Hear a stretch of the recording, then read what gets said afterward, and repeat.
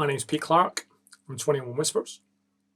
Having been involved in the world of mindset and resilience and well-being over the last 20 years, one of the questions I get asked on a regular basis is how can you demonstrate resilience? How do you maintain your well-being when you're under pressure?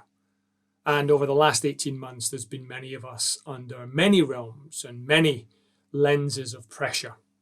And so to handle that question, there's kind of an irony in that you can't really build resilience unless you're being challenged. You can't learn to swim by reading a book.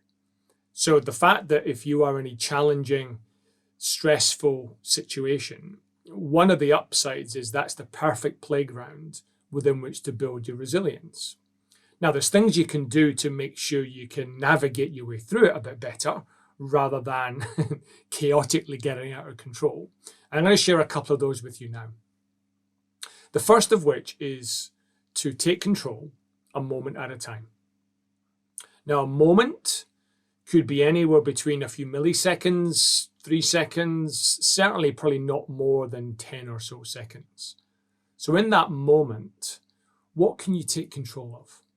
What are the things, despite whatever's happening around you, what can you take control of in that moment? And there's a number of things you can do, one of which, strangely, is your breathing. And because when we feel stressed, we tend to breathe differently. We tend to breathe more from here than we do from here. One of the things you can do when you're under pressure and feeling stressed is to focus on your breathing. And by focusing on your breathing, you consciously slow things down. You slow your nervous system down. Bearing in mind you can't breathe in the future and you can't breathe in the past. It's a neat psychological trick that just by focusing on your breathing, you are more likely to be in the present. And when you're in the present, when you're in that moment, it allows our nervous system just to settle. So if you can, when you're under pressure, when you're feeling stress, if you can default to focusing on your breathing. There are many different breathing techniques out there, whether it's box breathing or anything like that. And it's literally about slowing your breathing down, having an equal exchange of oxygen and carbon dioxide. The second thing you could do in taking control is to take control of your thoughts.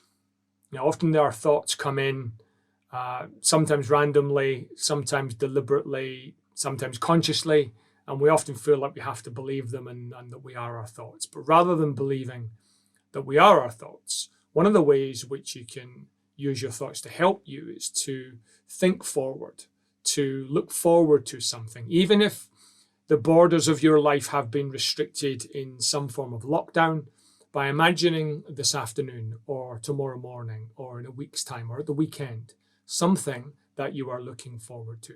And you can make it really small, really tiny. It doesn't have to be big. The brain often can't tell the difference between big and small. And so if you imagine looking forward to something, that cup of coffee you're going to have the afternoon, the Zoom exchange you're going to have with the family at the weekend, the time to relax and do a bit of the garden over the next couple of days, anything that you are looking forward to, we know that helps us endure with what we're going through. The third thing I'd suggest you can take control of is how you focus and invest your time. Now, often when we are busy people, some of the research coming out now about those who are in lockdown is there's no commute. And so we end up working longer hours, ironically. One of the things you can do is rather than focus on your time, is to time your focus. Meaning, give yourself a 25-minute stretch to complete something. See how far you can go in 25 minutes. And if you need another 25 minutes, limit it to an hour. Stop, pause, stretch, go and get some sunlight, go and drink some water, walk around the room, and then get back to it. So rather than, engaging in a task and just keeping going, actually time your focus. Time it in short chunks. 25 minutes ideal, 50 minutes. Don't think you can continue to concentrate and focus for a long period of time. It's physically not possible, and it's exhausting. And I'm sure any of you who are working on screens all day will find it exhausting. So timing your focus is the way forward. I hope that's been helpful.